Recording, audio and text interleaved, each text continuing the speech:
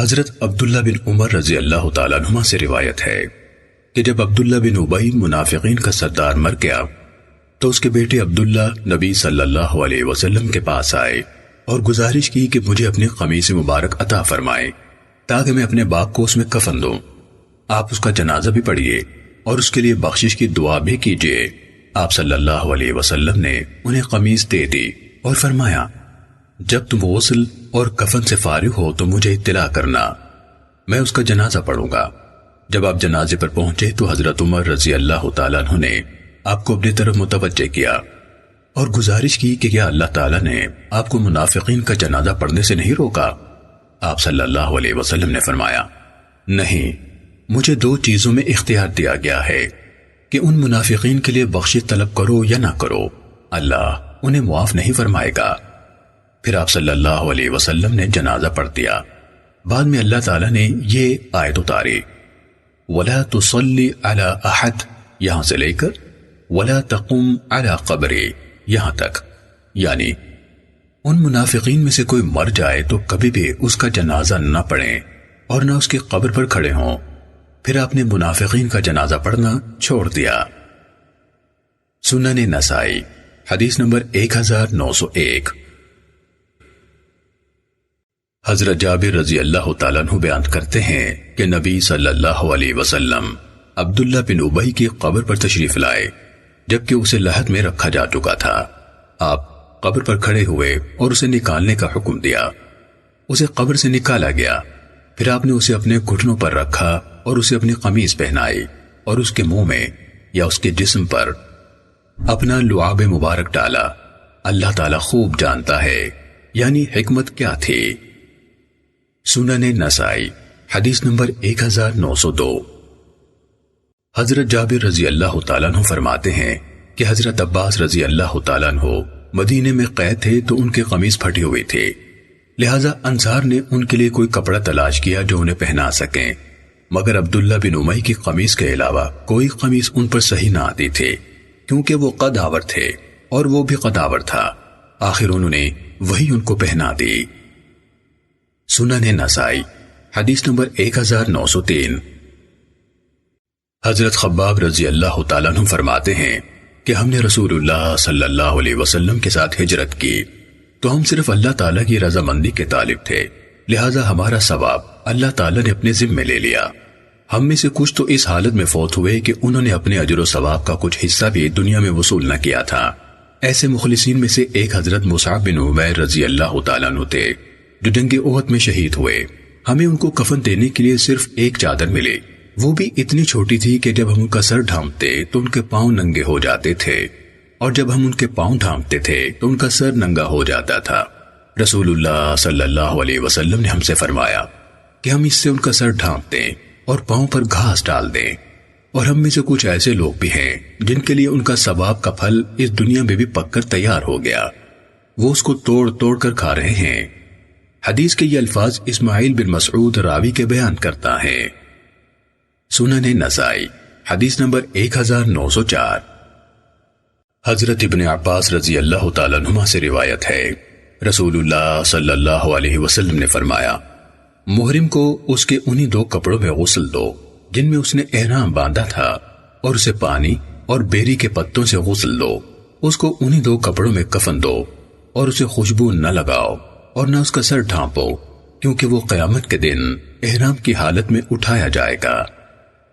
سنن نسائی حدیث نمبر 1905۔ حضرت ابو سعید رضی اللہ تعالیٰ عنہ سے مروی ہے رسول اللہ صلی اللہ علیہ وسلم نے فرمایا بہترین خوشبو کستوری ہے۔ سنن نسائی حدیث نمبر 1906۔ حضرت ابو سعید رضی اللہ تعالیٰ عنہ سے روایت ہے رسول اللہ صلی اللہ علیہ وسلم نے فرمایا کستوری تمہاری بہترین خوشبو ہے۔ سنن نسائی حدیث نمبر 1907۔ حضرت ابو امامہ بن سہل بن حنیف رضی اللہ تعالیٰ عنہ سے منقول ہے کہ ایک مسکین عورت بیمار ہو گئی تو رسول اللہ صلی اللہ علیہ وسلم کو اس کی بیماری کی خبر دی گئی۔ رسول اللہ صلی اللہ علیہ وسلم مسکین لوگوں کی بیمار پرسی اور خبر گیری فرمایا کرتے تھے۔ رسول اللہ صلی اللہ علیہ وسلم نے فرمایا جب یہ فوت ہو جائے تو مجھے اطلاع کرنا۔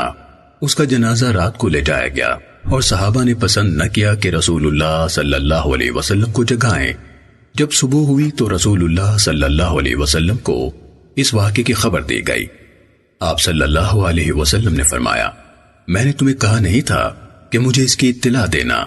صحابہ نے کہا، اے اللہ کے رسول، ہم نے رات کے وقت آپ کو جگانا مناسب نہ سمجھا۔ پھر رسول اللہ صلی اللہ علیہ وسلم قبرستان کی طرف چلے اور اس کی قبر پر لوگوں کی صفیں بنائی اور 4 تکبیریں کہیں، یعنی جنازہ پڑھا۔ سنن نسائی حدیث نمبر 1908۔ حضرت ابو ہریرہ رضی اللہ تعالیٰ عنہ سے روایت ہے کہ میں نے رسول اللہ صلی اللہ علیہ وسلم کو فرماتے سنا، جب نیک شخص چارپائی پر رکھا جاتا ہے تو وہ کہتا ہے، مجھے جلدی لے چلو، مجھے جلدی لے چلو، اور جب برا آدمی چارپائی پر رکھا جاتا ہے تو وہ کہتا ہے، افسوس، مجھے کہاں لے جا رہے ہو؟ سنن نسائی حدیث نمبر 1909۔ حضرت ابو سعید خدری رضی اللہ تعالیٰ عنہ سے مروی ہے، رسول اللہ صلی اللہ علیہ وسلم نے فرمایا، جب میت کو چارپائی پر رکھا جاتا ہے اور لوگ اسے اپنے کندھوں پر اٹھا لیتے ہیں تو اگر وہ نیک ہو تو کہتا ہے، مجھے جلدی لے چلو، مجھے جلدی لے چلو، اور اگر وہ نیک نہیں تو کہتا ہے، ہائے افسوس، مجھے کہاں لے جا رہے ہو؟ اس کی آواز کو انسان کے علاوہ ہر چیز سنتی ہے، اگر انسان سن لے تو بے ہوش ہو جائے۔ سنن نسائی حدیث نمبر 1910۔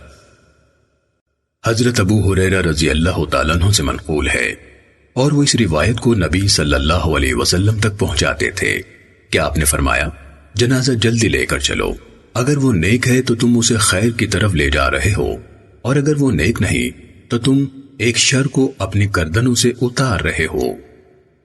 سنن نسائی حدیث نمبر 1911۔ حضرت ابو ہریرہ رضی اللہ تعالیٰ عنہ بیان کرتے ہیں کہ میں نے رسول اللہ صلی اللہ علیہ وسلم کو یہ فرماتے سنا، میت کو جلدی لے جاؤ، کیونکہ اگر وہ نیک ہے تو تم اسے خیر کی طرف جلدی لے جا رہے ہو، اور اگر وہ نیک نہیں تو تم ایک شر کو اپنے گردنوں سے اتار رہے ہو۔ سنن نسائی حدیث نمبر 1912۔ حضرت عبد الرحمن بن جوشن فرماتے ہیں کہ میں حضرت عبد الرحمن بن سابورہ کے جنازے میں حاضر ہوا۔ زیاد یعنی گورنر بصرہ چارپائی کے آگے آگے چلنے لگا۔ حضرت عبد الرحمن کے گھریلو رشتہ دار اور ان کے غلام چارپائی کے آگے چارپائی کی طرف منہ کر کے الٹے پاؤں چلنے لگے، اور وہ جنازہ اٹھانے والوں کو کہتے تھے، آہستہ آہستہ چلو، اللہ تعالیٰ تمہاری نیکی میں برکت فرمائے۔ تو اس طرح وہ گویا رینگ رینگ کر یعنی بہت آہستہ چل رہے تھے، حتیٰ کہ جب ہم راستے میں مربت مقام پر پہنچے تو حضرت ابو بکرہ رضی اللہ تعالیٰ عنہ خچر پر سوار پیچھے سے ہمیں آ ملے۔ جب انہوں نے ان لوگوں کو ایسے کرتا دیکھا تو ان کی طرف خچر کو دوڑایا اور ان کی طرف کوڑا لہرایا اور فرمایا، راستہ چھوڑ دو، یعنی میت کے آگے سے ہٹ جاؤ، مجھے قسم ہے اس ذات کی جس نے ابو القاسم صلی اللہ علیہ وسلم کے چہرہ انور کو عزت دی ہے۔ مجھے اچھی طرح یاد ہے کہ ہم تو رسول اللہ صلی اللہ علیہ وسلم کی موجودگی میں میت کو اٹھا کر تیز تیز چلتے تھے۔ پھر یہ بات سن کر سب لوگ مطمئن ہو گئے۔ سنن نسائی حدیث نمبر 1913۔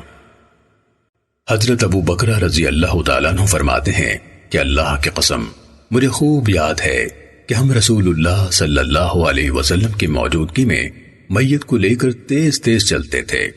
حدیث کے مذکورہ الفاظ حشیم کے ہیں، نہ کہ اسماعیل کے۔ سنن نسائی حدیث نمبر 1914۔ حضرت ابو سعید رضی اللہ تعالیٰ عنہ سے روایت ہے، رسول اللہ صلی اللہ علیہ وسلم نے فرمایا، جب جنازہ تمہارے پاس سے گزرے تو کھڑے ہو جاؤ، پھر جو شخص جنازے کے ساتھ جائے وہ جنازہ زمین پر رکھے جانے تک نہ بیٹھے۔ سنن نسائی حدیث نمبر 1915۔ حضرت عامر بن ربیعہ رضی اللہ تعالیٰ عنہ سے مروی ہے، نبی صلی اللہ علیہ وسلم نے فرمایا، جب تم میں سے کوئی جنازہ آتا ہوا دیکھے اور اس نے جنازے کے ساتھ نہ جانا ہو تو کم از کم کھڑا ہو جائے، حتیٰ کہ جنازہ اس سے آگے گزر جائے یا گزرنے سے پہلے زمین پر رکھ دیا جائے۔ سنن نسائی حدیث نمبر 1916۔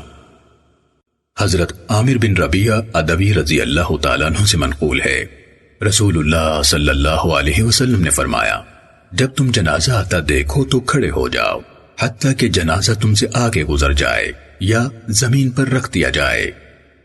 سنن نسائی حدیث نمبر 1917۔ حضرت ابو سعید رضی اللہ تعالیٰ عنہ سے روایت ہے، رسول اللہ صلی اللہ علیہ وسلم نے فرمایا، جب تم جنازہ آتا دیکھو تو کھڑے ہو جاؤ، جو شخص جنازے کے ساتھ جائے وہ نہ بیٹھے حتیٰ کہ جنازہ زمین پر رکھ دیا جائے۔ سنن نسائی حدیث نمبر 1918۔ حضرت ابو ہریرہ رضی اللہ تعالیٰ عنہ اور ابو سعید رضی اللہ تعالیٰ عنہ دونوں نے فرمایا، ہم نے تو کبھی نہیں دیکھا کہ رسول اللہ صلی اللہ علیہ وسلم کسی جنازے کے ساتھ تشریف فرما ہوں اور جنازہ زمین پر رکھے جانے سے پہلے بیٹھ گئے ہوں۔ سنن نسائی حدیث نمبر 1919۔ حضرت ابو سعید رضی اللہ تعالیٰ عنہ سے مروی ہے کہ لوگ رسول اللہ صلی اللہ علیہ وسلم کے پاس سے ایک جنازہ لے کر گزرے تو آپ کھڑے ہو گئے۔ عمر بن علی کی روایت میں یوں ہے، انہوں نے کہا، رسول اللہ صلی اللہ علیہ وسلم کے پاس سے ایک جنازہ گزرا تو آپ کھڑے ہو گئے۔ سنن نسائی حدیث نمبر 1920۔ حضرت یزید بن ثابت رضی اللہ تعالیٰ عنہ سے منقول ہے کہ ایک دفعہ ہم رسول اللہ صلی اللہ علیہ وسلم کے ساتھ بیٹھے تھے کہ ایک جنازہ آتا نظر آیا۔ رسول اللہ صلی اللہ علیہ وسلم اٹھ کھڑے ہوئے اور جو لوگ آپ کے پاس تھے وہ بھی اٹھ کھڑے ہوئے، پھر سب کھڑے رہے حتیٰ کہ جنازہ آگے گزر گیا۔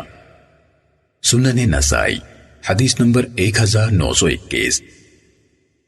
حضرت عبد الرحمن بن ابی لیلہ بیان کرتے ہیں کہ حضرات سہل بن حنیف اور قیس بن سعد بن عبادہ رضی اللہ تعالیٰ عنہما قادشہ مقام پر تھے کہ ایک جنازہ گزرا، وہ دونوں کھڑے ہو گئے، ان سے کہا گیا یہ جنازہ تو اس علاقے والوں یعنی ذمی کافروں کا ہے، تو ان دونوں نے فرمایا، رسول اللہ صلی اللہ علیہ وسلم کے پاس سے ایک جنازہ گزرا تو آپ کھڑے ہو گئے، آپ سے کہا گیا یہ تو ایک یہودی کا جنازہ ہے، آپ صلی اللہ علیہ وسلم نے فرمایا کیا یہ انسانی جان نہیں تھی؟ سنن نسائی حدیث نمبر 1922۔ حضرت جابر بن عبداللہ رضی اللہ تعالیٰ عنہ فرماتے ہیں کہ ہمارے پاس سے ایک جنازہ گزرا تو رسول اللہ صلی اللہ علیہ وسلم کھڑے ہو گئے، ہم بھی آپ کے ساتھ کھڑے ہو گئے، بعد میں نے آپ سے کہا، اے اللہ کے رسول، یہ تو ایک یہودی عورت کا جنازہ تھا، آپ صلی اللہ علیہ وسلم نے فرمایا یہ تو ایک یہودی عورت کا جنازہ تھا، آپ صلی اللہ علیہ وسلم نے فرمایا موت گھبراہٹ والی چیز ہے، لہذا جب تم کوئی جنازہ دیکھو تو کھڑے ہو جاؤ۔ حدیث کی الفاظ خالد راوی کے بیان کرتا ہے۔ سنن نسائی حدیث نمبر 1923۔ حضرت ابو معمر بیان کرتے ہیں کہ ہم حضرت علی رضی اللہ تعالیٰ عنہ کے پاس بیٹھے تھے کہ ایک جنازہ پاس سے گزرا، لوگ اس کی وجہ سے کھڑے ہو گئے، حضرت علی رضی اللہ تعالیٰ عنہ نے فرمایا یہ کیا ہے، تم کیوں کھڑے ہوئے؟ لوگوں نے کہا یہ حضرت ابو موسیٰ رضی اللہ تعالیٰ عنہ کی ہدایت ہے، انہوں نے فرمایا رسول اللہ صلی اللہ علیہ وسلم تو صرف ایک یہودی عورت کے جنازے کو دیکھ کر کھڑے ہوئے تھے، اس کے بعد کبھی کھڑے نہیں ہوئے۔ سنن نسائی حدیث نمبر 1924۔ حضرت محمد بن سیرین سے روایت ہے کہ حضرات حسن بن علی اور ابن عباس رضی اللہ عنہم کے پاس سے ایک جنازہ گزرا، حضرت حسن رضی اللہ تعالیٰ عنہ کھڑے ہو گئے لیکن حضرت ابن عباس رضی اللہ تعالیٰ عنہ کھڑے نہ ہوئے۔ حضرت حسن رضی اللہ تعالیٰ عنہ کہنے لگے کیا رسول اللہ صلی اللہ علیہ وسلم ایک یہودی کے جنازے کی وجہ سے کھڑے نہیں ہوئے تھے؟ حضرت ابن عباس رضی اللہ تعالیٰ عنہ نے کہا ٹھیک ہے، مگر پھر بیٹھے بھی رہے۔ سنن نسائی حدیث نمبر 1925۔ حضرت ابن سیرین رحمہ اللہ نے کہا کہ حضرات حسن بن علی اور ابن عباس رضی اللہ تعالیٰ عنہ کے پاس سے ایک جنازہ گزرا، حضرت حسن رضی اللہ تعالیٰ عنہ کھڑے ہو گئے اور حضرت ابن عباس رضی اللہ تعالیٰ عنہ کھڑے نہ ہوئے۔ حضرت حسن رضی اللہ تعالیٰ عنہ نے حضرت ابن عباس رضی اللہ تعالیٰ عنہ سے کہا کیا رسول اللہ صلی اللہ علیہ وسلم جنازے کو دیکھ کر کھڑے نہیں ہوئے تھے؟ حضرت ابن عباس رضی اللہ تعالیٰ عنہ نے کہا کھڑے ہوئے تھے مگر پھر بیٹھے رہے۔ سنن نسائی حدیث نمبر 1926۔ حضرت ابو مجلس رحمہ اللہ سے مروی ہے کہ حضرات ابن عباس اور حسن رضی اللہ عنہم کے قریب سے ایک جنازہ گزرا. ان میں سے ایک کھڑے ہو گئے جبکہ دوسرے بیٹھے رہے. کھڑے ہونے والے نے کہا اللہ کی قسم میں یقیناً جانتا ہوں کہ رسول اللہ صلی اللہ علیہ وسلم کھڑے ہوئے تھے. بیٹھے رہنے والے نے ان سے کہا اللہ کی قسم میں بھی یقیناً جانتا ہوں کہ رسول اللہ صلی اللہ علیہ وسلم بیٹھے بھی رہے تھے. سنن نسائی حدیث نمبر 1927. حضرت محمد باقر رحمہ اللہ سے منقول ہے کہ حضرت حسن بن علی رضی اللہ تعالیٰ عنہما بیٹھے ہوئے تھے کہ ایک جنازہ گزرا. لوگ کھڑے ہو گئے حتیٰ کہ جنازہ آگے چلا گیا. حضرت حسن رضی اللہ تعالیٰ عنہ فرمانے لگے بات اتنی تھی کہ ایک یہودی کا جنازہ گزرا اور رسول اللہ صلی اللہ علیہ وسلم جنازے کے راستے میں بیٹھے ہوئے تھے. آپ نے ناپسند فرمایا کہ ایک یہودی کا جنازہ آپ کے سر سے اونچا ہو، اس لیے آپ کھڑے ہو گئے. سنن نسائی حدیث نمبر 1928. حضرت جابر رضی اللہ تعالیٰ عنہ بیان کرتے ہیں کہ نبی صلی اللہ علیہ وسلم اور آپ کے صحابہ رضی اللہ عنہم ایک یہودی کے جنازے کو دیکھ کر کھڑے ہوئے جو پاس سے گزرا تھا حتیٰ کہ وہ نظروں سے اوجھل ہو گیا، پھر بیٹھے. سنن نسائی حدیث نمبر 1929. حضرت جابر رضی اللہ تعالیٰ عنہ سے منقول ہے کہ رسول اللہ صلی اللہ علیہ وسلم اور آپ کے ساتھی ایک یہودی کے جنازے کو دیکھ کر کھڑے ہوئے اور پھر کھڑے رہے حتیٰ کہ وہ اوجھل ہو گیا. سنن نسائی حدیث نمبر 1930. حضرت انس رضی اللہ تعالیٰ عنہ سے روایت ہے کہ ایک جنازہ رسول اللہ صلی اللہ علیہ وسلم کے پاس سے گزرا تو آپ کھڑے ہو گئے. آپ سے کہا گیا کہ یہ تو ایک یہودی کا جنازہ ہے. آپ صلی اللہ علیہ وسلم نے فرمایا ہم تو فرشتوں کی تعظیم کے لیے کھڑے ہوئے ہیں. سنن نسائی حدیث نمبر 1931. حضرت ابو قتادہ بن ربیعی رضی اللہ تعالیٰ عنہ بیان کرتے تھے کہ رسول اللہ صلی اللہ علیہ وسلم کے پاس سے ایک جنازہ گزرا تو آپ نے فرمایا اس نے آرام پا لیا یا لوگوں نے اس سے آرام پا لیا. صحابہ نے عرض کیا اس کا کیا مطلب ہے؟ آپ صلی اللہ علیہ وسلم نے فرمایا مومن شخص موت کے ساتھ دنیا کے رنج و تکلیف سے آرام پا جاتا ہے اور بدکار شخص کی موت سے لوگ، شہر، درخت اور جانور آرام پا جاتے ہیں. سنن نسائی حدیث نمبر 1932. حضرت ابو قتادہ رضی اللہ تعالیٰ عنہ فرماتے ہیں کہ ہم رسول اللہ صلی اللہ علیہ وسلم کے پاس بیٹھے تھے کہ ایک جنازہ نمودار ہوا. رسول اللہ صلی اللہ علیہ وسلم نے فرمایا یہ آرام پانے والا ہے یا مخلوقات کو اس سے آرام ملا ہے. مومن فوت ہوتا ہے تو دنیا کی بیماریوں، تکالیف اور مصیبتوں سے نجات پا جاتا ہے، اور بدکار شخص مرتا ہے تو اس سے انسان، علاقے، درخت اور جانور نجات اور آرام پا جاتے ہیں. سنن نسائی حدیث نمبر 1933. حضرت انس رضی اللہ تعالیٰ عنہ بیان کرتے ہیں کہ ایک جنازہ گزرا تو اس کی اچھی تعریف کی گئی. نبی صلی اللہ علیہ وسلم نے فرمایا لازم ہو گئی. ایک اور جنازہ گزرا تو اس کی برائی بیان کی گئی. نبی صلی اللہ علیہ وسلم نے فرمایا واجب ہو گئی. حضرت عمر رضی اللہ تعالیٰ عنہ نے عرض کیا میرے ماں باپ آپ پر قربان. ایک جنازہ گزرا اس کی اچھی تعریف ہوئی تو آپ نے فرمایا لازم ہو گئی. پھر دوسرا جنازہ گزرا اس کی برائی بیان کی گئی تو آپ نے پھر وہی فرمایا واجب ہو گئی. کیا مطلب ہے؟ آپ صلی اللہ علیہ وسلم نے فرمایا جس کی تم نے اچھی تعریف کی تھی اس کے لیے جنت لازم ہو گئی، اور جس کی برائی بیان کی اس کے لیے آگ واجب ہوئی.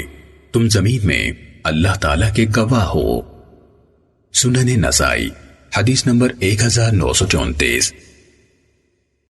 حضرت ابو ہریرہ رضی اللہ تعالیٰ عنہ فرماتے ہیں کہ لوگ نبی صلی اللہ علیہ وسلم کے پاس سے ایک جنازہ لے کر گزرے. حاضرین نے اس کی اچھی تعریف کی. نبی صلی اللہ علیہ وسلم نے فرمایا واجب ہو گئی. پھر لوگ ایک اور جنازہ لے کر گزرے. حاضرین نے اس کی برائی بیان کی. نبی صلی اللہ علیہ وسلم نے فرمایا واجب ہو گئی. لوگوں نے عرض کیا اے اللہ کے رسول آپ نے پہلے جنازے کے بارے میں بھی فرمایا واجب ہو گئی اور دوسرے جنازے کے بارے میں بھی فرمایا واجب ہو گئی. کیا مطلب ہے؟ نبی صلی اللہ علیہ وسلم نے فرمایا فرشتے آسمان میں اللہ تعالیٰ کے گواہ ہیں اور تم زمین میں اللہ تعالیٰ کے گواہ ہو۔ سنن نسائی حدیث نمبر 1935۔ حضرت ابو الاسود دیلی رحمہ اللہ سے منقول ہے کہ میں مدینہ منورہ آیا اور مجھے حضرت عمر ابن الخطاب رضی اللہ تعالیٰ عنہ کے پاس بیٹھنے کا اتفاق ہوا۔ ایک جنازہ گزرا اور اس کی اچھی تعریف کی گئی۔ حضرت عمر رضی اللہ تعالیٰ عنہ نے فرمایا واجب ہو گئی۔ پھر ایک اور جنازہ گزرا، اس کی بھی اچھی تعریف کی گئی۔ حضرت عمر رضی اللہ تعالیٰ عنہ نے فرمایا واجب ہو گئی۔ پھر تیسرا جنازہ گزرا تو اس کی برائی بیان کی گئی۔ حضرت عمر رضی اللہ تعالیٰ عنہ نے فرمایا واجب ہو گئی۔ میں نے عرض کیا اے امیر المومنین کیا واجب ہو گئی؟ انہوں نے فرمایا میں نے تو اسی طرح کہا ہے جیسے رسول اللہ صلی اللہ علیہ وسلم نے فرمایا تھا، جس مسلمان کے لیے 4 آدمی نیک ہونے کی گواہی دیں اللہ تعالیٰ اسے جنت میں داخل فرمائے گا۔ ہم نے کہا اور 3؟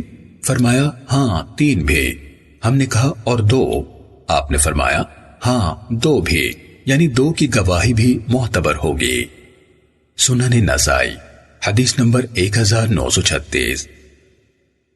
حضرت عائشہ رضی اللہ تعالیٰ عنہ فرماتی ہے کہ نبی صلی اللہ علیہ وسلم کے پاس کسی فوت شدہ شخص کی برائی بیان کی جاتی تو آپ نے فرمایا، حضرت عائشہ رضی اللہ تعالیٰ عنہ فرماتی ہے کہ نبی صلی اللہ علیہ وسلم کے پاس کسی فوت شدہ شخص کی برائی بیان کی گئی تو آپ نے فرمایا اپنے فوت شدگان کا ذکر خیر ہی کیا کرو۔ سنن نسائی حدیث نمبر 1937۔ حضرت عائشہ رضی اللہ تعالیٰ عنہ سے منقول ہے رسول اللہ صلی اللہ علیہ وسلم نے فرمایا مردوں کو برا نہ کہو کیونکہ وہ اپنے اعمال کی جزا و سزا کی طرف پہنچ چکے ہیں۔ سنن نسائی حدیث نمبر 1938۔ حضرت انس بن مالک رضی اللہ تعالیٰ عنہ سے روایت ہے رسول اللہ صلی اللہ علیہ وسلم نے فرمایا میت کے ساتھ 3 چیزیں قبر کی طرف جاتی ہیں، اس کے رشتہ دار، اس کا مال اور اس کا عمل۔ 2 چیزیں یعنی رشتہ دار اور مال تو واپس آ جاتے ہیں اور ایک چیز یعنی اس کا عمل اس کے پاس رہ جاتا ہے۔ سنن نسائی حدیث نمبر 1939۔ حضرت ابو ہریرہ رضی اللہ تعالیٰ عنہ سے روایت ہے رسول اللہ صلی اللہ علیہ وسلم نے فرمایا مومن کے مومن پر 6 حق ہیں، جب وہ بیمار ہو جائے تو اس کی بیمار پرسی کرے، جب وہ فوت ہو جائے تو اس کے کفن دفن اور جنازے میں شریک ہو، جب وہ دعوت دے تو قبول کرے، جب وہ اسے ملے تو سلام کہے، جب اسے چھینک آئے تو اسے دعا دے اور اس کی خیر خواہی کرے، جب وہ غائب ہو یا موجود۔ سنن نسائی حدیث نمبر 1940۔ حضرت برا بن عازب رضی اللہ تعالیٰ عنہ فرماتے ہیں رسول اللہ صلی اللہ علیہ وسلم نے ہمیں 7 چیزوں کا حکم دیا اور 7 چیزوں سے روکا۔ ہمیں بیمار کی بیمار پرسی کرنے، چھینکنے والے کو دعا دینے، قسم کھانے والے کی بات کو پورا کرنے بشرطے کہ وہ جائز ہو، مظلوم کی مدد کرنے، ہر ملنے والے کو سلام کہنے، بلانے والے کی دعوت قبول کرنے اور جنازے کے ساتھ جانے کا حکم دیا، اور سونے کی انگوٹھی پہننے سے، چاندی کے برتن میں کھانے پینے سے، سرخ ریشمی گدیلوں، قص بستی کے بنے ہوئے ریشمی کپڑے اور موٹے یا باریک ہر قسم کے ریشم کے استعمال سے منع فرمایا ہے۔ سنن نسائی حدیث نمبر 1941۔ حضرت برا بن عازب رضی اللہ تعالیٰ عنہ سے مروی ہے رسول اللہ صلی اللہ علیہ وسلم نے فرمایا جو شخص جنازے کے ساتھ جائے حتیٰ کہ اس کا جنازہ پڑھا جائے تو اسے 1 قیراط ثواب ملے گا، اور جو شخص جنازے کے ساتھ جائے حتیٰ کہ اسے دفن کیا جائے تو اسے 2 قیراط ثواب ملے گا، اور قیراط احد پہاڑ کے برابر ہے۔ سنن نسائی حدیث نمبر 1942۔ حضرت عبداللہ بن مغفل رضی اللہ تعالیٰ عنہ سے روایت ہے رسول اللہ صلی اللہ علیہ وسلم نے فرمایا جو آدمی جنازے کے ساتھ جائے اور دفن سے فراغت تک ساتھ رہے تو اسے 2 قیراط ثواب ملے گا، اور جو شخص فراغت سے پہلے واپس آ جائے تو اسے 1 قیراط ملے گا۔ سنن نسائی حدیث نمبر 1943۔ حضرت مغیرہ بن شعبہ رضی اللہ تعالیٰ عنہ سے روایت ہے رسول اللہ صلی اللہ علیہ وسلم نے فرمایا سوار شخص جنازے کے پیچھے چلے اور پیدل چلنے والا جہاں چاہے چلے، آگے یا پیچھے یا برابر، اور بچے کا بھی جنازہ پڑھا جائے۔ سنن نسائی حدیث نمبر 1944۔ حضرت مغیرہ بن شعبہ رضی اللہ تعالیٰ عنہ سے مروی ہے، رسول اللہ صلی اللہ علیہ وسلم نے فرمایا، سوار جنازے کے پیچھے چلے اور پیدل جہاں چاہے چلے، اور نومولود بچے کا جنازہ پڑھا جائے گا۔ سنن نسائی حدیث نمبر 1945۔ حضرت سالم کے والد محترم حضرت ابن عمر رضی اللہ تعالیٰ عنہما سے منقول ہے کہ انہوں نے رسول اللہ صلی اللہ علیہ وسلم اور ابو بکر و عمر رضی اللہ تعالیٰ عنہما کو جنازے کے آگے چلتے دیکھا ہے۔ سنن نسائی حدیث نمبر 1946۔ حضرت ابن عمر رضی اللہ تعالیٰ عنہما نے بیان فرمایا کہ انہوں نے نبی اور ابو بکر و عمر و عثمان رضی اللہ عنہم کو جنازے کے آگے آگے چلتے دیکھا ہے۔ روایت کے راویوں میں سے اکیلے بکر راوی نے حضرت عثمان رضی اللہ تعالیٰ عنہ کا ذکر نہیں کیا۔ امام ابو عبد الرحمن نسائی رحمہ اللہ نے کہا ہے کہ یہ روایت موصول غلط ہے اور مرسل صحیح ہے۔ سنن نسائی حدیث نمبر 1947۔ حضرت عمران بن حسین رضی اللہ تعالیٰ عنہ سے روایت ہے کہ جب نجاشی رحمہ اللہ فوت ہوئے تو رسول اللہ صلی اللہ علیہ وسلم نے فرمایا، تمہارا اسلامی بھائی حبشے میں فوت ہو گیا ہے، لہٰذا اٹھو اور اس کی نماز جنازہ پڑھو۔ سنن نسائی حدیث نمبر 1948۔ حضرت عائشہ رضی اللہ تعالیٰ عنہ فرماتی ہیں کہ انصار کے بچوں میں سے ایک بچے کی میت رسول اللہ صلی اللہ علیہ وسلم کے پاس لائی گئی تو آپ نے اس کا جنازہ پڑھا۔ میں نے کہا، اسے مبارک ہو، یہ تو جنت کی چڑیوں میں سے ایک چڑیا ہے، اس نے کوئی برائی کی نہ برائی کی عمر پائی۔ آپ صلی اللہ علیہ وسلم نے فرمایا، اے عائشہ، کیا پتہ کوئی اور بات ہو جائے، اللہ تعالیٰ نے جنت بنائی تو اس میں جانے والے بھی بنا دیے اور انہیں باپوں کی پشتوں میں پیدا کیا، اسی طرح آگ بنائی تو اس میں جانے والے بھی بنائے اور انہیں اپنے باپوں کی پشتوں میں پیدا کیا۔ سنن نسائی حدیث نمبر 1949۔ حضرت مغیرہ بن شعبہ نے ذکر کیا کہ رسول اللہ صلی اللہ علیہ وسلم نے فرمایا، سوار جنازے کے پیچھے چلے، پیدل جہاں چاہے چلے، اور نومولود کا جنازہ پڑھا جائے گا۔ سنن نسائی حدیث نمبر 1950۔ حضرت ابو ہریرہ رضی اللہ تعالیٰ عنہ بیان کرتے ہیں کہ رسول اللہ صلی اللہ علیہ وسلم سے مشرکین کی اولاد کے بارے میں پوچھا گیا کہ وہ کہاں جائے گی، تو آپ صلی اللہ علیہ وسلم نے فرمایا، اللہ ہی خوب جانتا ہے کہ انہوں نے کیا کام کرنے تھے۔ سنن نسائی حدیث نمبر 1951۔ حضرت ابو ہریرہ رضی اللہ تعالیٰ عنہ سے مروی ہے کہ رسول اللہ صلی اللہ علیہ وسلم سے مشرکین کی اولاد کے بارے میں پوچھا گیا تو آپ نے فرمایا، اللہ تعالیٰ خوب جانتا ہے کہ وہ کیا کرنے والے تھے۔ سنن نسائی حدیث نمبر 1952۔ حضرت ابن عباس رضی اللہ تعالیٰ عنہ بیان کرتے ہیں کہ رسول اللہ صلی اللہ علیہ وسلم سے مشرکین کی اولاد کے بارے میں پوچھا گیا تو آپ نے فرمایا، جب اللہ تعالیٰ نے انہیں پیدا فرمایا تو اللہ تعالیٰ خوب جانتا تھا کہ وہ کیا کرنے والے تھے۔ سنن نسائی حدیث نمبر 1953۔ حضرت ابن عباس رضی اللہ تعالیٰ عنہما سے مروی ہے کہ نبی صلی اللہ علیہ وسلم سے مشرکین کی اولاد کے بارے میں پوچھا گیا تو آپ صلی اللہ علیہ وسلم نے فرمایا، اللہ تعالیٰ ہی خوب جانتا ہے کہ اگر وہ بلوغت کو پاتے وہ کیا کرنے والے تھے۔ سنن نسائی حدیث نمبر 1954۔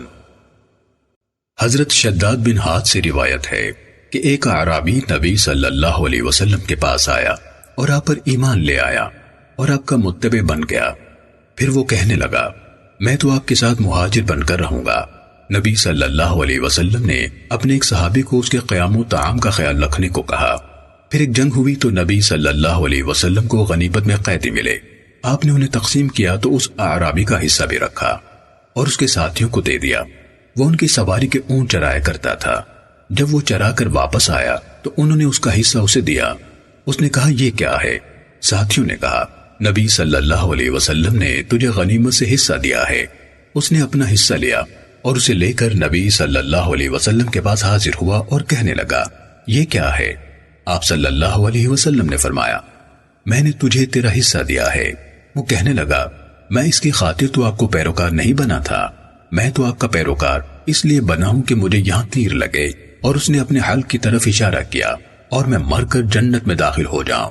آپ صلی اللہ علیہ وسلم نے فرمایا اگر تو یہ بات سچے دل سے کہتا ہے تو اللہ تعالیٰ تیری خواہش پوری فرمائے گا۔ تھوڑے عرصے کے بعد وہ صحابہ پھر دشمن سے لڑائی کے لیے گئے تو اسے نبی صلی اللہ علیہ وسلم کے پاس اس حال میں اٹھا کر لایا گیا کہ اسے اسی جگہ تیر لگا ہوا تھا جہاں اس نے اشارہ کیا تھا۔ نبی صلی اللہ علیہ وسلم نے فرمایا کیا یہ وہی اعرابی ہے؟ لوگوں نے کہا کہ جی ہاں۔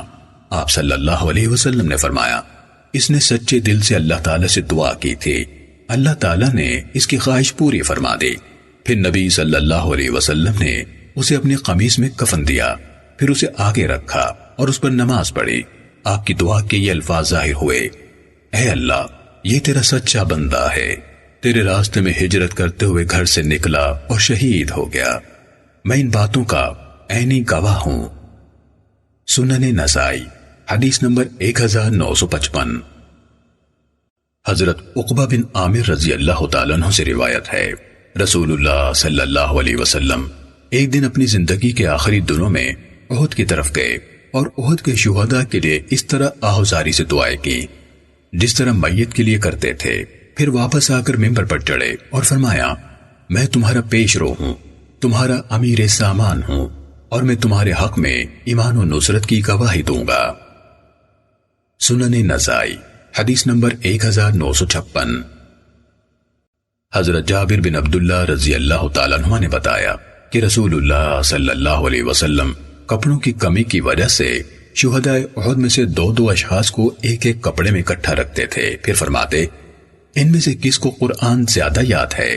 جب ان میں سے کسی ایک کی طرف اشارہ کیا جاتا تو آپ اسے لحد میں قبلے کی طرف آگے رکھتے اور آپ نے فرمایا میں ان کے حق میں گواہی دوں گا، اور آپ نے ان کو کپڑوں اور جسموں پر خون سمیت دفن کرنے کا حکم دیا، نہ ان کا جنازہ پڑا اور نہ انہیں غسل دیا۔ سنن نسائی حدیث نمبر 1957۔ حضرت جابر بن عبداللہ رضی اللہ تعالیٰ عنہ سے روایت ہے کہ بنو اسلم قبیلے کا ایک شخص نبی صلی اللہ علیہ وسلم کے پاس آیا اور اس نے زنا کرنے کا اعتراف کیا۔ آپ نے اسے منہ موڑ لیا، اس نے پھر اعتراف کیا، آپ نے پھر منہ موڑ لیا، اس نے پھر اعتراف کیا، آپ نے پھر منہ موڑ لیا، حتیٰ کہ اس نے اپنے خلاف 4 دفعہ گواہی دی کہ میں نے زنا کیا ہے۔ تو نبی صلی اللہ علیہ وسلم نے فرمایا تجھے جنون تو نہیں؟ اس نے کہا نہیں۔ آپ نے فرمایا تو شادی شدہ ہے؟ اس نے کہا جی ہاں۔ آپ نے اسے رجم کرنے کا حکم دیا، اسے رجم کیا جانے لگا، لیکن جب اسے پتھروں نے تکلیف پہنچائی تو وہ بھاگ اٹھا، مگر اسے پکڑ لیا گیا اور پتھر مارے گئے حتیٰ کہ وہ مر گیا۔ نبی صلی اللہ علیہ وسلم نے اس کے بارے میں تعریفی کلمات فرمائے لیکن اس کا جنازہ نہیں پڑا۔ سنن نسائی حدیث نمبر 1958۔ حضرت عمران بن حسین رضی اللہ تعالیٰ عنہ سے منقول ہے کہ جوہینہ قبیلے کی ایک عورت رسول اللہ صلی اللہ علیہ وسلم کے پاس آئی اور کہنے لگی میں نے زنا کیا ہے، اور وہ حاملہ بھی تھے، لہٰذا آپ نے اس عورت کو اس کے ولی کے سپرد کر دیا اور فرمایا اس سے حسن سلوک کرنا، جب یہ بچہ جن لے تو اسے میرے پاس لے آنا۔ جب اس نے بچہ جن لیا تو وہ اسے لے کر آیا، آپ نے اس کے رجم کا حکم دیا، اس کے کپڑے اچھی طرح کس کر باندھ دیے گئے تاکہ بے پردگی نہ ہو، پھر اسے آپ کے حکم سے رجم کیا گیا، پھر آپ نے اس کا جنازہ پڑھا۔ حضرت عمر رضی اللہ تعالیٰ عنہ نے عرض کیا آپ اس کا جنازہ پڑھتے ہیں جبکہ اس نے تو زنا کیا ہے؟ آپ صلی اللہ علیہ وسلم نے فرمایا اللہ کی قسم اس نے ایسی توبہ کی ہے کہ اگر وہ مدینے والوں میں سے 70 اشخاص پر تقسیم کرتی جائے تو ان سب کو پوری آ جائے، یعنی ان کی نجات کے لیے کافی ہو، اور اس سے افضل توبہ کیا ہوگی کہ اس نے اللہ تعالیٰ کو راضی کرنے کے لیے اپنی جان قربان کر دی۔ سنن نسائی حدیث نمبر 1959۔ حضرت عمران بن حسین رضی اللہ تعالیٰ عنہ سے روایت ہے کہ ایک آدمی نے مرتے وقت اپنے 6 غلام آزاد کر دیے، ان کے علاوہ اس کے پاس کوئی مال نہ تھا۔ یہ بات نبی صلی اللہ علیہ وسلم کو پہنچی تو آپ اس پر بہت ناراض ہوئے اور فرمایا میرا ارادہ ہوا کہ میں اس کا جنازہ نہ پڑھوں۔ پھر آپ نے اس کے غلام بلائے، ان کے 3 حصے کیے، پھر ان میں قرہ ڈالا، 2 کو آزاد فرمایا اور 4 کو غلام رکھا۔ سنن نسائی حدیث نمبر 1960۔ حضرت زید بن خالد رضی اللہ تعالیٰ عنہ نے کہا، ایک آدمی غزوہ خیبر میں فوت ہو گیا تو رسول اللہ صلی اللہ علیہ وسلم نے فرمایا، تم اپنے ساتھی کا جنازہ پڑھ لو، میں نہیں پڑھوں گا، کیونکہ اس نے جہاد کے دوران میں خیانت کی ہے۔ ہم نے اس کے سامان کی تلاشی لی تو اس میں یہودیوں کے مونگوں میں سے کچھ مونگے پائے جو 2 درہم قیمت بھی نہیں رکھتے تھے۔ سنن نسائی حدیث نمبر 1961۔ حضرت ابو قتادہ رضی اللہ تعالیٰ عنہ سے مروی ہے کہ رسول اللہ صلی اللہ علیہ وسلم کے پاس ایک انصاری شخص کی میت جنازے کے لیے لائی گئی تو نبی صلی اللہ علیہ وسلم نے فرمایا، تم اپنے ساتھی کا جنازہ پڑھ لو، میں نہیں پڑھوں گا، اس پر تو قرض ہے۔ میں نے عرض کیا، وہ قرض میرے ذمہ رہا۔ نبی صلی اللہ علیہ وسلم نے فرمایا، تو یہ ذمہ داری پوری بھی کرے گا؟ میں نے کہا، ضرور پوری کروں گا، تو آپ نے اس کا جنازہ پڑھ دیا۔ سنن نسائی حدیث نمبر 1962۔ حضرت سلمہ بن اقوا رضی اللہ تعالیٰ عنہ بیان کرتے ہیں کہ نبی صلی اللہ علیہ وسلم کے پاس ایک جنازہ لایا گیا۔ لوگوں نے کہا، اے اللہ کے نبی، اس کا جنازہ پڑھیے۔ آپ نے فرمایا، اس پر کچھ قرض تو نہیں؟ لوگوں نے کہا، قرض ہے۔ آپ نے فرمایا، یہ ادائیگی کے لیے کچھ مال چھوڑ گیا ہے؟ انہوں نے کہا، نہیں۔ آپ نے فرمایا، پھر تم اپنے ساتھی کا جنازہ پڑھ لو۔ انصار میں سے ایک شخص جنہیں ابو قتادہ کہا جاتا تھا، انہوں نے کہا، آپ اس کا جنازہ پڑھیے، اس کا قرض میرے ذمہ ہے، تو آپ نے جنازہ پڑھ دیا۔ سنن نسائی حدیث نمبر 1963۔ حضرت جابر رضی اللہ تعالیٰ عنہ بیان کرتے ہیں کہ نبی صلی اللہ علیہ وسلم ایسے شخص کا جنازہ نہیں پڑھتے تھے جس پر قرض ہوتا تھا۔ ایک میت آپ کے پاس لائی گئی، آپ نے پوچھا، کیا اس پر قرض ہے؟ لوگوں نے کہا کہ جی ہاں، اس پر 2 دینار قرض ہے۔ آپ نے فرمایا، پھر تم اپنے ساتھی کا جنازہ پڑھ لو۔ حضرت ابو قتادہ رضی اللہ تعالیٰ عنہ نے عرض کیا، اے اللہ کے رسول، یہ 2 دینار میرے ذمہ ہیں۔ آپ نے جنازہ پڑھ دیا۔ پھر جب اللہ تعالیٰ نے اپنے رسول صلی اللہ علیہ وسلم کو فتوحات دیں تو آپ نے فرمایا، میں ہر مومن کے لیے اس کے نفس سے بھی بڑھ کر قریبی ہوں، لہذا جو قرض چھوڑ جائے تو اس کی ادائیگی میرے یعنی بیت المال کے ذمے ہے، اور جو مال چھوڑ جائے وہ اس کے وارثوں کو ملے گا۔ سنن نسائی حدیث نمبر 1964۔ حضرت ابو ہریرہ رضی اللہ تعالیٰ عنہ سے روایت ہے کہ جب کوئی مسلمان فوت ہوتا اور اس کے ذمے قرض ہوتا تو رسول اللہ صلی اللہ علیہ وسلم پوچھتے، کیا یہ مرنے والا اپنے قرض کی ادائیگی کے لیے کچھ مال چھوڑ گیا ہے؟ اگر لوگ کہتے جی ہاں تو آپ اس کا جنازہ پڑھتے، ورنہ آپ فرماتے، تم اپنے ساتھی کا جنازہ پڑھ لو۔ پھر جب اللہ تعالیٰ نے اپنے رسول صلی اللہ علیہ وسلم کو فتوحات سے نوازا تو آپ نے فرمایا، میں مسلمانوں کے لیے ان کے نفوذ سے بھی زیادہ قریبی ہوں، لہٰذا جو شخص مقروض فوت ہو جائے تو اس کے قرض کی ادائیگی میرے ذمہ ہوگی، اور جو شخص مال چھوڑ کر فوت ہو تو وہ مال اس کے ورثاء کو ملے گا۔ سنن نسائی حدیث نمبر 1965۔ حضرت جابر بن سمورہ رضی اللہ تعالیٰ عنہ سے روایت ہے کہ ایک آدمی نے تیروں سے خودکشی کر لی۔ رسول اللہ صلی اللہ علیہ وسلم نے فرمایا، میں اس کا جنازہ نہیں پڑھوں گا۔ سنن نسائی حدیث نمبر 1966۔ حضرت ابو ہریرہ رضی اللہ تعالیٰ عنہ سے مروی ہے، نبی صلی اللہ علیہ وسلم نے فرمایا، جو پہاڑ یا کسی اور بلند مقام سے گر کر خودکشی کرے وہ جہنم کی آگ میں ہمیشہ ہمیشہ جہنمی پہاڑ سے گرتا رہے گا، اور جس شخص نے زہر پی کر خودکشی کی تو اس کا زہر اس کے ہاتھ میں دیا جائے گا اور وہ جہنم کی آگ میں ہمیشہ ہمیشہ اسے پیتا رہے گا۔ اور جو آدمی کسی تیز دھار آلے یعنی تلوار، خنجر، چاقو یا چھری وغیرہ سے خودکشی کرے تو اس کا وہ ہتھیار اس کے ہاتھ میں دیا جائے گا اور وہ ہمیشہ ہمیشہ جہنم کی آگ میں اسے اپنے پیٹ میں گھومتا رہے گا۔ سنن نسائی حدیث نمبر 1967۔ حضرت عمر بن الخطاب رضی اللہ تعالیٰ عنہ سے روایت ہے کہ جب عبداللہ بن ابی بن سلول منافق مر گیا تو رسول اللہ صلی اللہ علیہ وسلم کو اس کا جنازہ پڑھنے کے لیے بلایا گیا۔ جب رسول اللہ صلی اللہ علیہ وسلم جنازہ پڑھنے کے لیے کھڑے ہو گئے، میں جلدی سے آپ کے سامنے جا کھڑا ہوا اور عرض کیا، اے اللہ کے رسول، کیا آپ ابن ابی کا جنازہ پڑھتے ہیں؟ حالانکہ اس نے فلاں فلاں دن ایسی ایسی باتیں کی۔ میں اس کی شرارتیں شمار کرنے لگا، رسول اللہ صلی اللہ علیہ وسلم مسکراتے رہے، آخر فرمایا، عمر ایک طرف ہٹ جاؤ۔ جب میں نے اپنی بات پر اصرار کیا تو آپ نے فرمایا، مجھے اختیار دیا گیا ہے کہ استغفار کرو یا نہ کرو، اللہ مغفرت نہ کرے گا، تو میں نے استغفار کو اختیار کیا ہے۔ اگر مجھے علم ہوتا کہ میں 70 دفعہ سے زائد استغفار کروں تو اسے معافی ہو جائے گی تو میں یقیناً 70 دفعہ سے زائد بھی استغفار کر دیتا۔ چنانچہ رسول اللہ صلی اللہ علیہ وسلم نے جنازہ پڑھ دیا، پھر واپس تشریف لے گئے۔ ابھی تھوڑی ہی دیر گزری تھی کہ سورہ برات کی 2 آیتیں اتریں، وَلَا تُصَلِّ عَلَىٰ أَحَدٍ إِلَىٰ آیہ، اے نبی ان منافقوں میں سے کوئی مر جائے تو ہرگز اس کا جنازہ نہ پڑھیں اور نہ ان کی قبر پر دعائے مغفرت کے لیے جائیں، کیونکہ انہوں نے اللہ اور اس کے رسول کا انکار کیا اور پھر اسی انکار و فسق کی حالت میں فوت ہوئے۔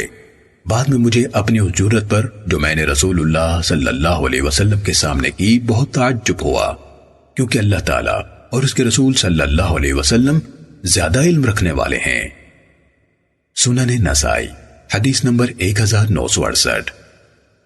حضرت عائشہ رضی اللہ تعالیٰ عنہ فرماتی ہیں کہ رسول اللہ صلی اللہ علیہ وسلم نے حضرت سہیل بن بیضہ رضی اللہ تعالیٰ عنہ کا جنازہ مسجد ہی میں پڑھا تھا۔ سنن نسائی حدیث نمبر 1969۔ حضرت عائشہ رضی اللہ تعالیٰ عنہ فرماتی ہیں کہ رسول اللہ صلی اللہ علیہ وسلم نے حضرت سہیل بن بیضہ رضی اللہ تعالیٰ عنہ کا جنازہ مسجد ہی میں پڑھا تھا۔ سنن نسائی حدیث نمبر 1970۔ حضرت ابو امامہ بن سہل بن حنیف رضی اللہ تعالیٰ عنہ نے کہا، ایک مسکین عورت مدینے کی مضافات عوالی میں بیمار ہو گئی تو نبی صلی اللہ علیہ وسلم لوگوں سے اس کی صحت کے بارے میں پوچھتے رہتے تھے۔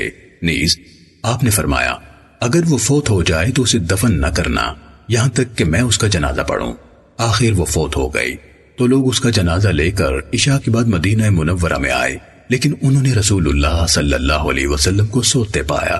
انہوں نے آپ کو بیدار کرنا مناسب نہ سمجھا، خود ہی جنازہ پڑھا اور اسے بقیع غرقت میں دفن کر دیا۔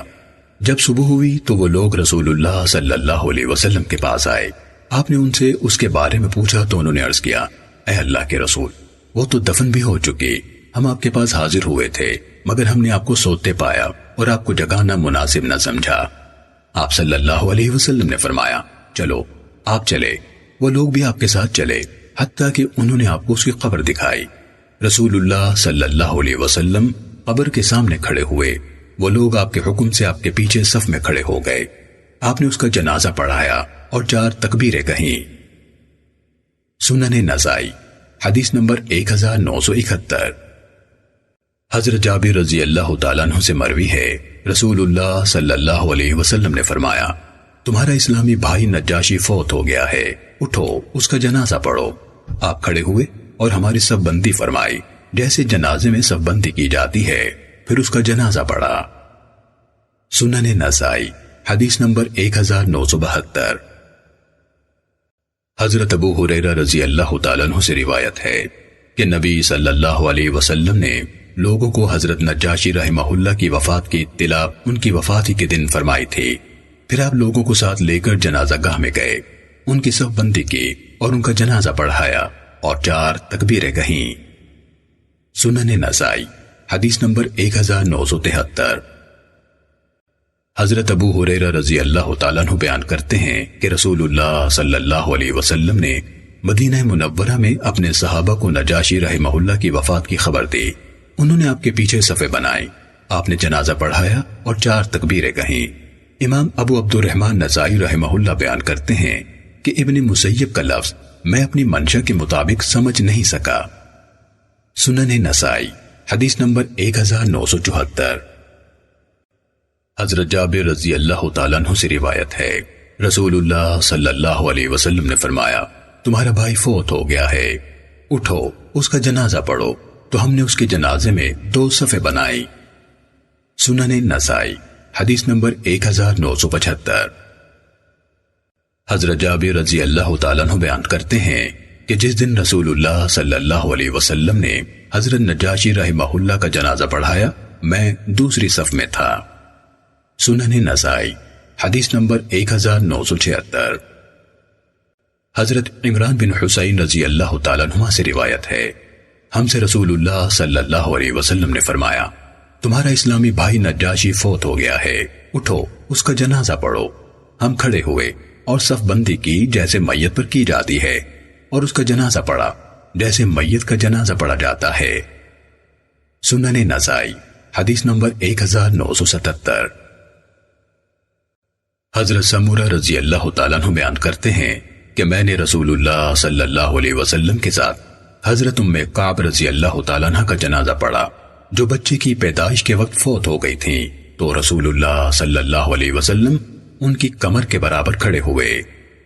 سنن نسائی حدیث نمبر 1978۔ حضرت عطا بن ابی رباح سے منقول ہے کہ ایک عورت اور ایک بچے کے جنازے اکٹھے ہو گئے تو حضرت عمار رضی اللہ تعالیٰ عنہ نے بچے کی میت کو لوگوں کی طرف آگے رکھا اور عورت کو اس کے پیچھے یعنی قبلے کی طرف رکھا، اور دونوں کا جنازہ بیک وقت پڑا۔ حاضرین میں حضرت ابو سعید خدری، ابن عباس، ابو قتادہ اور ابو ہریرہ رضی اللہ تعالیٰ عنہم بھی تھے۔ میں نے ان سے اس بارے میں پوچھا تو ان سب نے کہا کہ یہی مسنون طریقہ ہے۔ سنن نسائی حدیث نمبر 1979۔ حضرت نافع رضی اللہ تعالیٰ عنہ سے روایت ہے کہ حضرت ابن عمر رضی اللہ تعالیٰ عنہما نے 9 میتوں کا اکٹھا جنازہ پڑھا، مردوں کو امام کی جانب رکھا اور عورتوں کو قبلے کی جانب، اور ان سب کو ایک سیٹ میں رکھا۔ اور اسی طرح حضرت عمر ابن الخطاب رضی اللہ تعالیٰ عنہ کی بیوی حضرت ام کلثوم بنت علی اور ان کے بیٹے جن کا نام زید تھا کو اکٹھا رکھا گیا۔ اس وقت امام سعید بن عاص رضی اللہ تعالیٰ عنہ تھے۔ حاضرین میں ابن عمر، ابو ہریرہ، ابو سعید اور ابو قتادہ رضی اللہ تعالیٰ عنہم اجمعین شامل تھے۔ بچے کو امام کی جانب رکھا گیا۔ ایک آدمی نے کہا کہ میں نے اس کو درست نہ سمجھا تو میں نے حضرات ابن عباس، ابو ہریرہ، ابو سعید اور ابو قتادہ رضی اللہ عنہم کی طرف دیکھا اور کہا یہ کیا ہے؟ ان سب نے کہا یہی مسنون طریقہ ہے۔ سنن نسائی حدیث نمبر 1980۔ حضرت سمورہ بن جندب رضی اللہ تعالیٰ عنہ سے روایت ہے کہ رسول اللہ صلی اللہ علیہ وسلم نے ام فلاں یعنی ام کعب رضی اللہ تعالیٰ عنہ کا جنازہ پڑھا جو بچے کی پیدائش کے وقت فوت ہو گئی تھیں، تو آپ ان کے درمیان میں یعنی کمر کے برابر کھڑے ہوئے۔ سنن نسائی حدیث نمبر 1981۔ حضرت ابو ہریرہ رضی اللہ تعالیٰ عنہ سے روایت ہے کہ رسول اللہ صلی اللہ علیہ وسلم نے لوگوں کو حضرت نجاشی رحمہ اللہ کی وفات کی اطلاع دی، انہیں لے کر باہر نکلے، ان کی صف بندی کی اور جنازے میں 4 تکبیریں کہیں۔ سنن نسائی حدیث نمبر 1982۔ حضرت ابو امامہ بن سہل رضی اللہ تعالیٰ عنہ بیان کرتے ہیں کہ علاقہ اوالی میں ایک عورت بیمار ہو گئی اور نبی صلی اللہ علیہ وسلم بیمار کی بیمار پرسی اور عیادت بہت زیادہ فرمایا کرتے تھے۔ آپ نے اس عورت کی عیادت کے موقع پر فرمایا جب یہ فوت ہو جائے تو مجھے اطلاع کرنا۔ وہ رات کو فوت ہوئی تو انہوں نے خود ہی جنازہ پڑھ کر اسے دفن کر دیا اور نبی صلی اللہ علیہ وسلم کو اطلاع نہ کی۔ صبح ہوئی تو نبی صلی اللہ علیہ وسلم نے اس کے بارے میں پوچھا تو انہوں نے پوری صورت گوش گزار کی اور کہا کہ ہم نے آپ کو بیدار کرنا مناسب نہ سمجھا۔ پھر آپ اس کی قبر پر آئے، اس کا جنازہ پڑھا اور 4 تکبیریں کہیں۔ سنن نسائی حدیث نمبر 1983۔ حضرت ابن ابی لیلہ سے منقول ہے کہ حضرت زید بن ارقم رضی اللہ تعالیٰ عنہ نے ایک میت کا جنازہ پڑھا تو اس پر 5 تکبیریں کہیں، پھر فرمایا رسول اللہ صلی اللہ علیہ وسلم نے بعض اوقات 5 تکبیریں بھی کہی ہیں۔ سنن نسائی حدیث نمبر 1984۔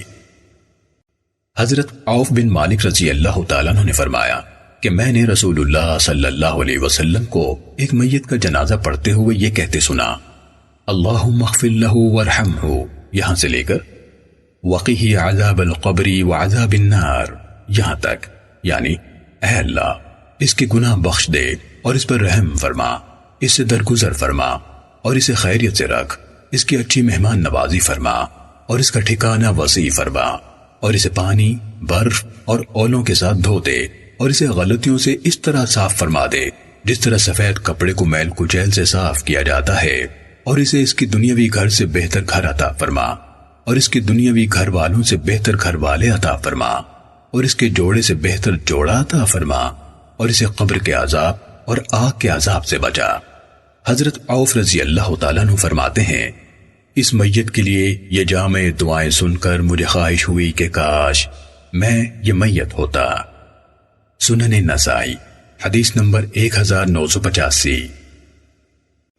حضرت عوف بن مالک رضی اللہ تعالیٰ عنہ بیان کرتے ہیں کہ میں نے رسول اللہ صلی اللہ علیہ وسلم کو ایک میت کا جنازہ پڑھتے سنا۔ میں نے سنا آپ دعا میں یوں فرما رہے تھے اللہم اغفر لہ یہاں سے لے کر ونجہ من النار یہاں تک، یعنی اے اللہ اس کے گناہوں کو بخش دے اور اس پر رحم فرما، اسے خیریت کے ساتھ رکھ اور اسے درگزر فرما، اس کی مہمان نوازی اچھی فرما اور اس کی قبر کو کھلا کر دے اور اسے پانی بر اور اولوں سے دھو ڈال اور اسے غلطیوں کے اثرات سے اس طرح پاک صاف فرما دے جس طرح تو نے سفید کپڑے کو میل کچیل سے صاف رکھا ہے، اور اسے اس کے گھر سے بہتر گھر، اس کے گھر والوں سے بہتر گھر والے اور اس کے ساتھی سے بہتر ساتھی عطا فرما، اسے جنت میں داخل فرما اور آگ سے دور رکھ۔ یا آپ نے فرمایا وَأَعِذْهُ مِنْ عَذَابِ الْقَبْرِ یعنی اسے عذاب قبر سے بچا۔ سنن نسائی حدیث نمبر 1986۔ حضرت عبداللہ بن ربیعہ سلمی رضی اللہ تعالیٰ عنہ جو کہ صحابی رسول صلی اللہ علیہ وسلم ہیں، انہوں نے حضرت عبید بن خالد سلمی رضی اللہ تعالیٰ عنہ سے بیان کیا کہ رسول اللہ صلی اللہ علیہ وسلم نے 2 آدمیوں کو آپس میں بھائی بنا دیا، ان میں سے ایک شہید ہو گیا اور دوسرا اس کے کچھ بعد فوت ہوا۔ ہم نے اس کا جنازہ پڑھا، نبی صلی اللہ علیہ وسلم نے فرمایا تم نے جنازے میں اس کے لیے کیا دعا کی؟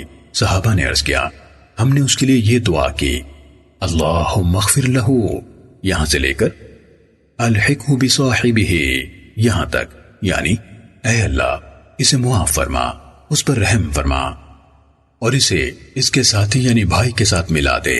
نبی صلی اللہ علیہ وسلم نے فرمایا تو اس کے بعد اس کی نمازیں اور دوسرے نیک اعمال کدھر گئے؟ اللہ کی قسم ان کے درمیان تو زمین و آسمان کے مابین جیسا فاصلہ ہے۔ عمر بن میمون نے کہا یہ روایت مجھے بہت اچھی لگی کیونکہ انہوں یعنی استاد محترم نے یہ روایت بغیر واسطہ گرائے مجھے بیان کی۔ سنن نسائی حدیث نمبر 1987۔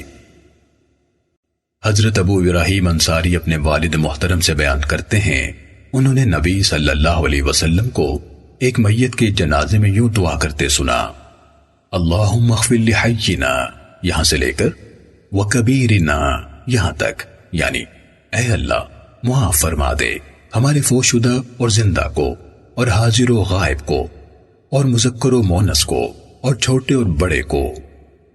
سنن نسائی حدیث نمبر 1988۔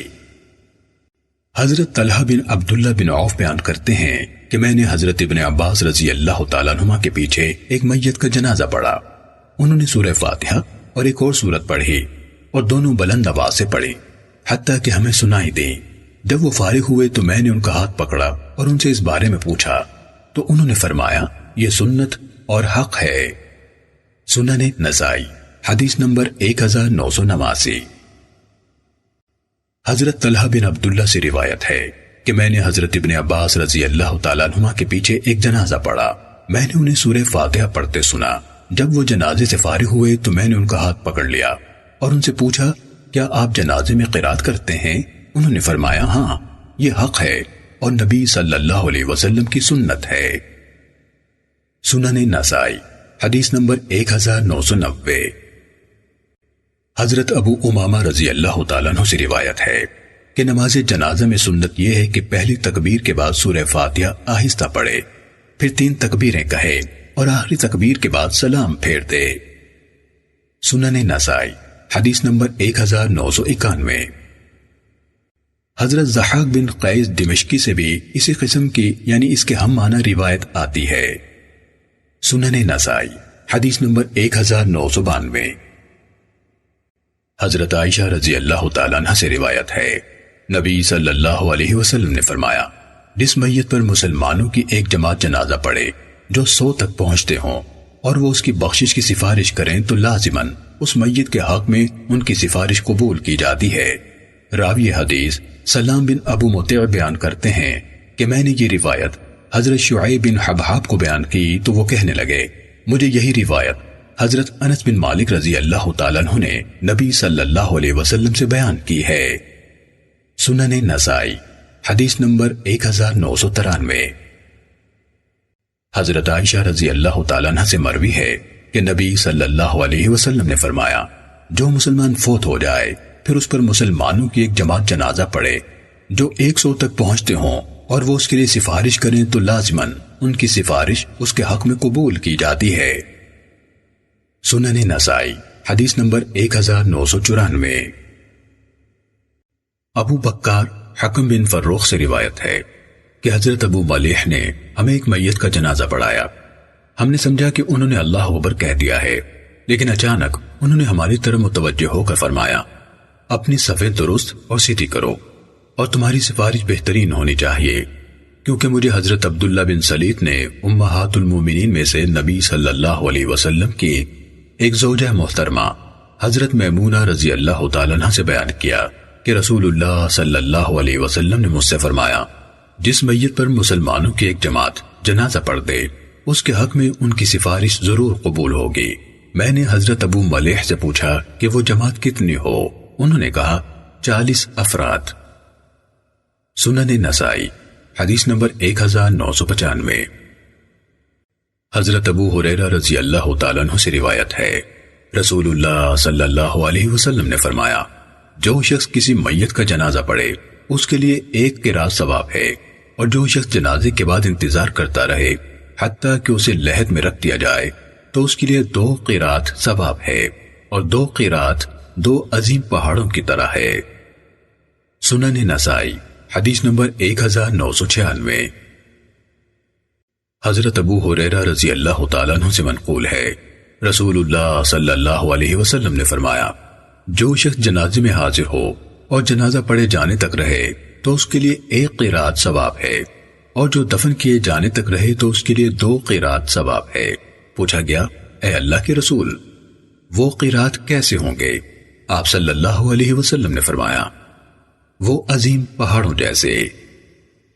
سنن نسائی حدیث نمبر 1997۔ حضرت ابو ہریرہ رضی اللہ تعالیٰ عنہ سے مروی ہے رسول اللہ صلی اللہ علیہ وسلم نے فرمایا جو شخص ثواب کی نیت سے کسی مسلمان کے جنازے کے ساتھ جائے اس کا جنازہ پڑھے اور اسے دفن کرے تو اس کے لیے 2 قرات ہیں، اور جو شخص جنازہ پڑھ کر دفن سے پہلے واپس آ جائے تو وہ 1 قرات ثواب کے ساتھ پلٹتا ہے۔ سنن نسائی حدیث نمبر 1998۔ حضرت ابو ہریرہ رضی اللہ تعالیٰ عنہ بیان کرتے ہیں کہ رسول اللہ صلی اللہ علیہ وسلم نے فرمایا جو شخص جنازے کے ساتھ جائے اس کا جنازہ پڑھے پھر واپس آ جائے تو اس کے لیے 1 قرات اجر ہے، اور جو ساتھ جائے جنازہ پڑھے پھر بیٹھا رہے حتیٰ کہ تدفین سے فراغت ہو تو اس کے لیے 2 قرات اجر ہے، ہر قرات احد پہاڑ سے بڑا ہوگا۔ سنن نسائی حدیث نمبر 1999۔ حضرت ابو سعید رضی اللہ تعالیٰ عنہ سے روایت ہے رسول اللہ صلی اللہ علیہ وسلم نے فرمایا جب تم جنازہ دیکھو تو کھڑے ہو جاؤ، اور جو شخص جنازے کے ساتھ جائے وہ نہ بیٹھے حتیٰ کہ جنازہ زمین پر رکھ دیا جائے۔ سنن نسائی حدیث نمبر 2000۔